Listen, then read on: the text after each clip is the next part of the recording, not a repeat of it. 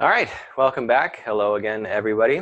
So today we're going to be looking at the text that I assigned you to read from a very sort of foundational perspective. We're not going to get too much into the details of it because that's something that I want to do on your paper. I'll be handing out your paper assignment here very soon, or you may already have it, but you'll see the specific details that I want you to examine in the text called Utopia.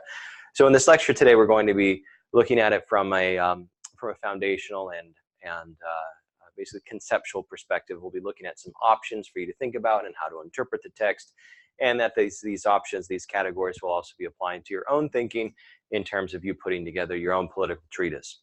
So let me begin just by giving some very brief background on the text. It's by St. Thomas More. He's a real figure, a very well-known figure, in fact. There's a fascinating story about him. He eventually was executed by King Henry VIII for not supporting his marriage to his second wife. If you ever want to see a great rendition of it, you can see a movie. It's a classic movie. It's an older movie called A Man for All Seasons. The text itself is written in or I should say published in 1516, and it had an immediate impact. So you've probably heard the word utopia before. It's become a staple not only of sort of general political language, but also a staple in terms of thinking about an ideal political community, right? The sort of the perfect place. If everything were working right, if everything were working as it should, then we would have a utopia. The first thing to keep in mind, however, is that utopia, and this is in the text itself, if you read the first parts of it, which you should, is that utopia comes from, sorry, this pen's out of ink.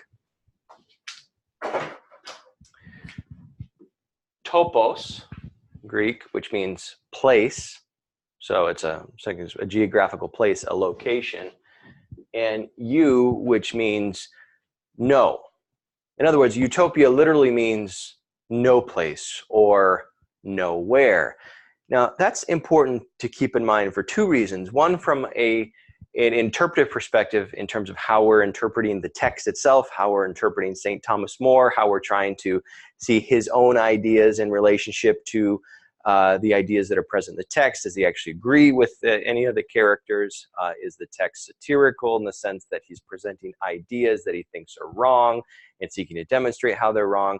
All of that's important in the title, as we see in the title itself, right? Because if ultimately we're seeking to describe nowhere, is it nowhere because that the text is describing a place of sheer nonsense, or are the ideas good but they're just unachievable? We'll have to unpack that, right? But it's also important to recognize from a more conceptual perspective, stepping back a little bit and say, well, any time that we seek to describe a perfect political community, are we actually describing nowhere? Meaning, do we have the capacity ever to bring about a political community that would represent any form of perfection? So that's what I want to do with this lecture, is to look at different models of political perfection and sort of use them as categories to assess the idea of perfection itself. So let me get that up on the board here.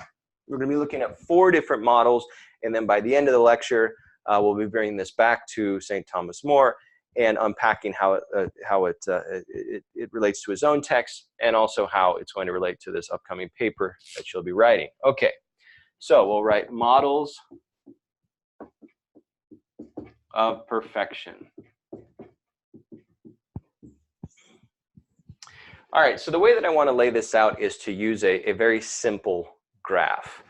So on one axis, we're going to put P, and P is going to represent perfection.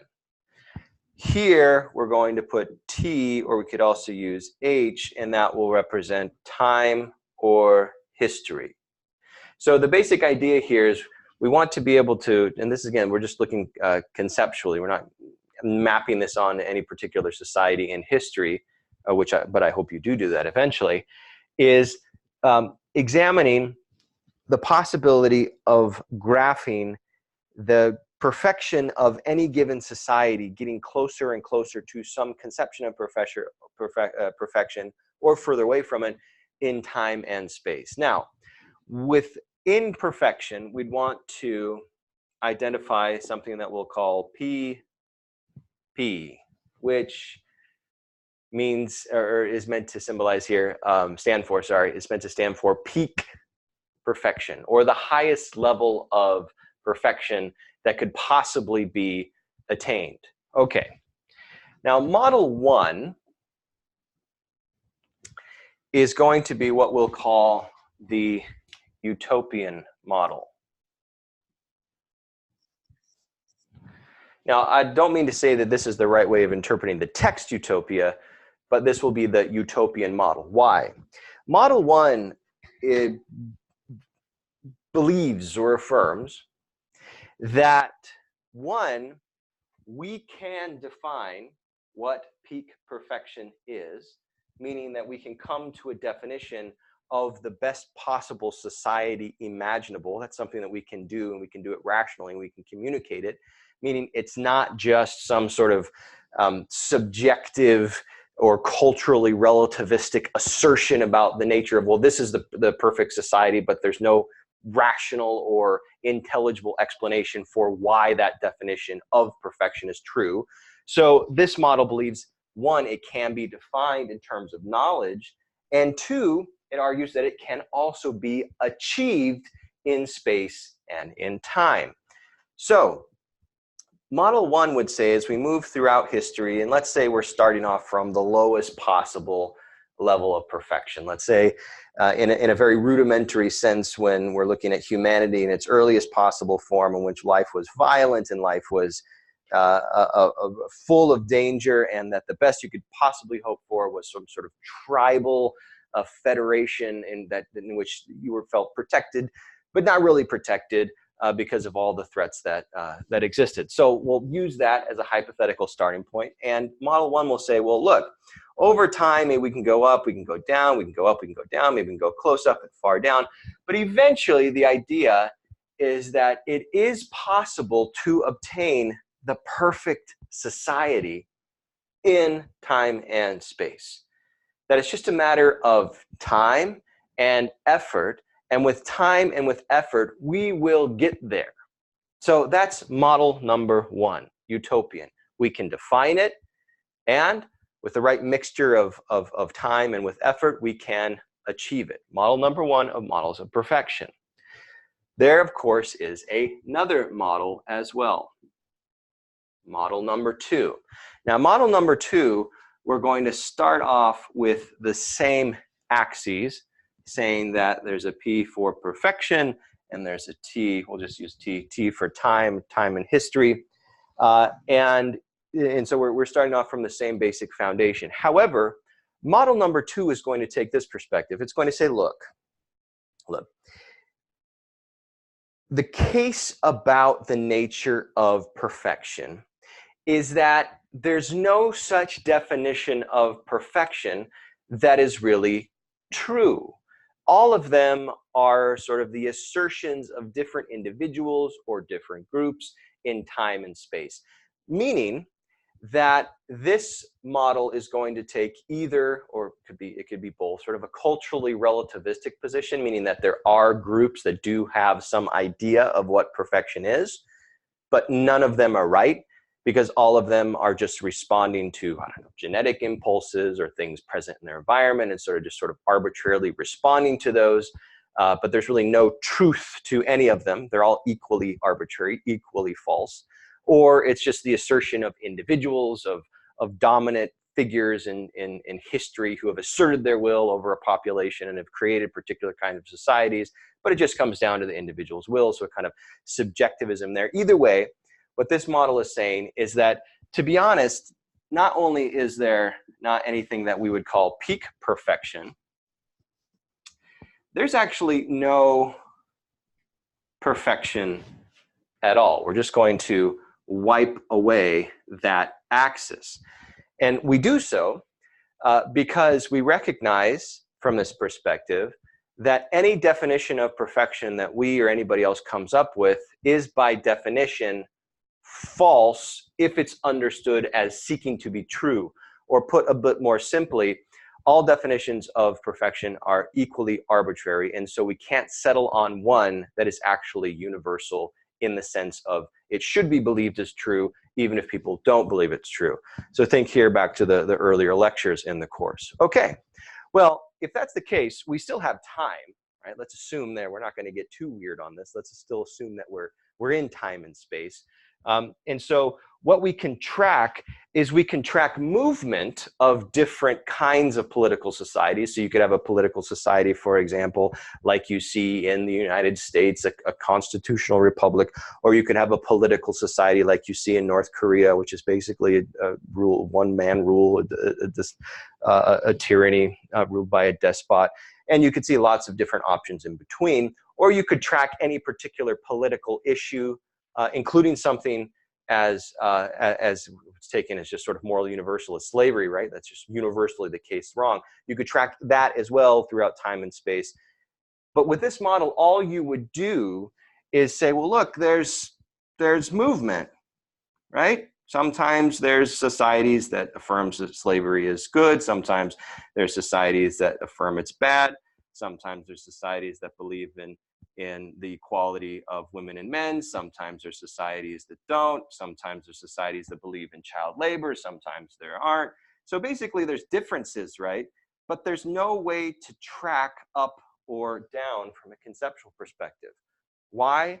Because we've taken away the standard of perfection that we would use in order to measure whether or not we're getting closer to the ideal or moving away from the ideal. If there's no ideal, then there's no way to track if we're achieving that ideal, even a semblance of that ideal, right? So this is a serious thing to consider, because if it is the case that I make the assertion that all political values and all political systems are morally equal because all of them are equally arbitrary, all of them are false, they're just products of culture. But then I say, but it's great that the United States abolished the practice of slavery, right, with the Emancipation Proclamation. I think that's good. It's good that we did. That was a real mark of progress. Well, to put it bluntly, that's incoherent, right? Because if I'm using the word progress, and what I mean by that is there was a situation in point A in time, and then a situation at point B in time, and that the movement from A to B marks an improvement, a qualitative improvement, well, then I'm being incoherent if I'm holding that there's no such thing as perfection, right? So that's one of the things I really want you to think about throughout this entire course, and I hope throughout your entire life, is am I actually being consistent with the claims that I'm making? If I'm saying that there's no such thing, all values are equally arbitrary, or that we can't really know, and so it's all a wash, but you should really believe this because it's true and it's right and it's good. Well, those are two things that cancel each other out. So what we'll call this model, model number 2, is, we'll call it, let's see here, how about nihilism? And basically nihilism is seeking to capture the idea in a broad sense that there really is no universal value. There's no true good. Now we may say that there's power, and that power sort of drives the course of history, but that power would have to always be understood in a morally neutral sense, meaning power is neither good nor bad, it just is. And so the expression of it may cause change, but we can't say whether that change is good or bad. So model 1 is saying we can define it and we can achieve it. Model number 2 is saying that we can't define it and therefore can't achieve it, and therefore we can't mark any sort of progress whatsoever. So let's do 2 more models. Do model 3 here. Now, model 3 is going to retrieve both axes. It's going to say not only is there time and history, but there also is perfection. So we have perfection and we have time. It's also going to recognize that we can, from this model's perspective, that we can define the ideal form of society. That it's not just an arbitrary assertion. We can come to the conclusion about what's right and true and good in terms of a definition of justice and a definition of equality and of freedom and those major ideas. We can organize in a particular kind of hierarchy and say, this is what we're after. and we're after it because it's true, it's right. So we'll put peak perfection back on there.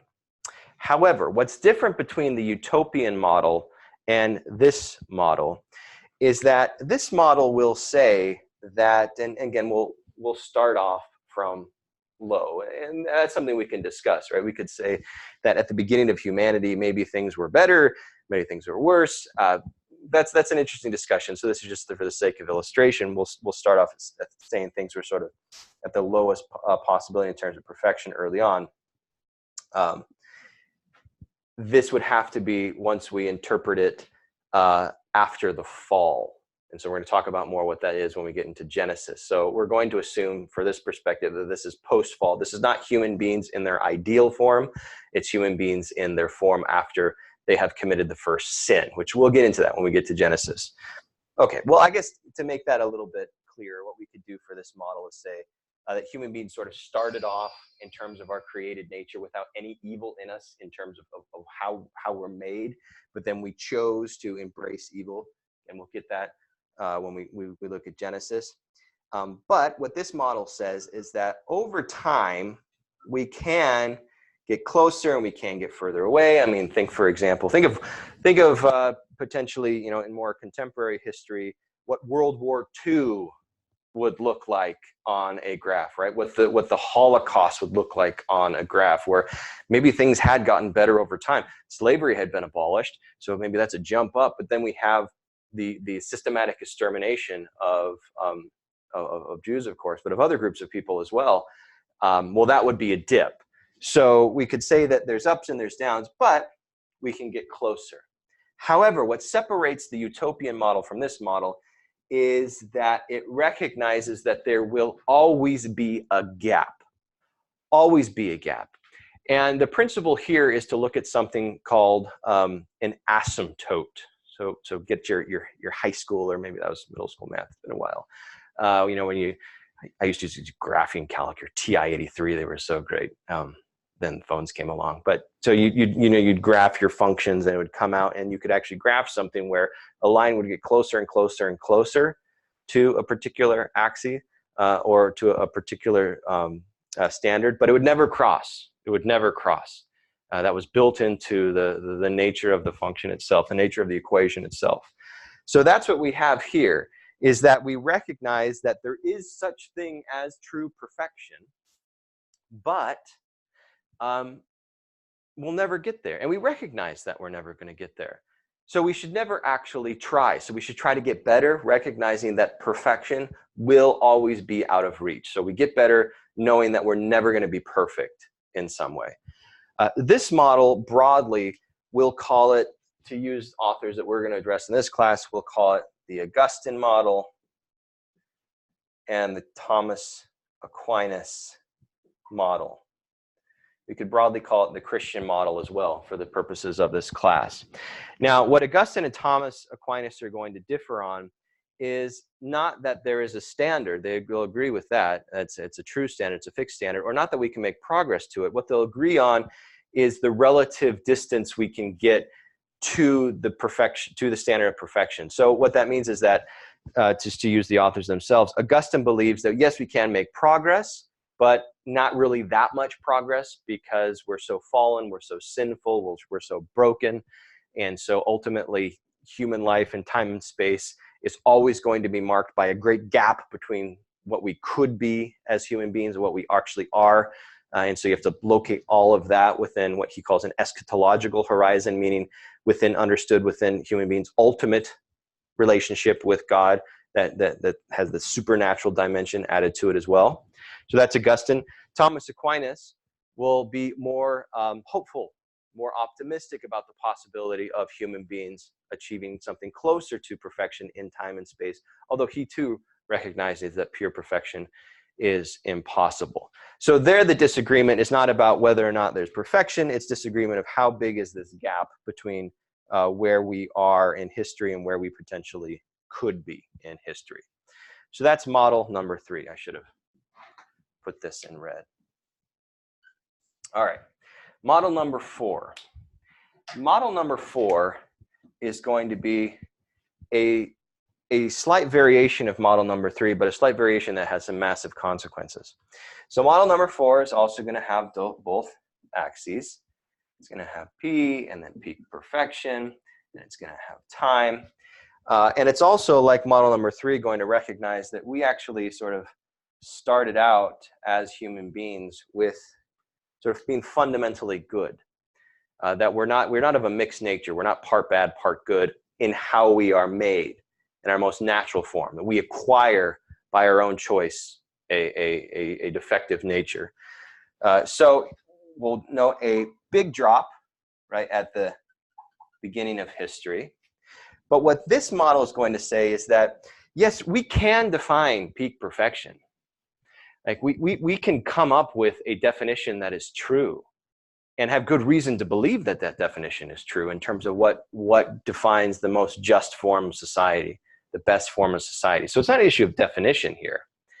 What this model says is that the problem is that human beings are so fallen that basically any ups and downs that we accomplish in history happen at a very low level. We never really get close to perfection. And anything that we improve upon has a corresponding sort of negative consequence that sort of cancels it out. So for example, we say, well, look at the increase of wealth in time and space, just within the last like 30, 40 years. And if you've never looked at these statistics, it's amazing to see how poverty has been cut globally in the last few decades. So we can say that's a great advancement. Well, sure, it sounds like a great advancement. But then this model will come along and say, but you know what? Now we have the necessity of both parents having to work outside of the home. And given that they now have to work outside of the home, you have generation after generation of children being born into a situation in which they're being raised by other people, in many cases, other people who are only doing it just for the economic value of it, right? They're only taking care of the kids because they're getting care of the kids. So those kids are growing up with this kind of hole inside of them, understood as an absence of those who brought them into the world and who are now are only present in their lives for an hour or two a day. Which then, as you trace that out through the course of a life, ends up with those same children then putting their parents into homes and nursing homes and visiting them maybe once a year.